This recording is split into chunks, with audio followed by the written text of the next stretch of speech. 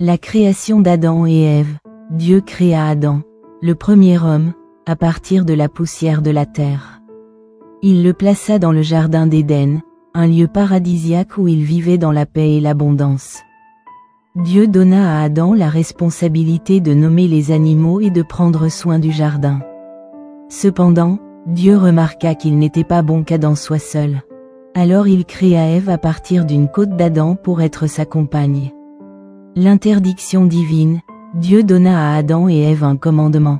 Ils pouvaient manger de tous les arbres du jardin, sauf de l'arbre de la connaissance du bien et du mal. Dieu les avertit que s'ils mangeaient de cet arbre, ils mourraient.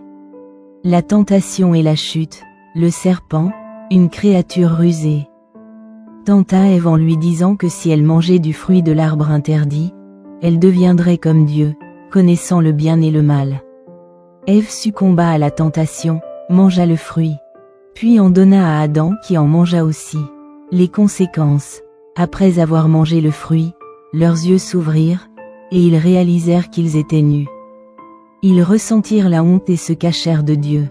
Dieu les confronta, et Adam et Ève expliquèrent leur désobéissance. En conséquence, Dieu les expulsa du jardin d'Éden.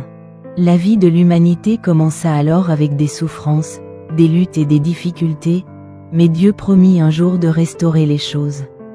Le premier péché. L'histoire d'Adam et Ève est souvent considérée comme l'origine du péché et de la chute de l'humanité, symbolisant la désobéissance à Dieu. C'est aussi le début de l'idée du salut et de la rédemption dans la théologie chrétienne.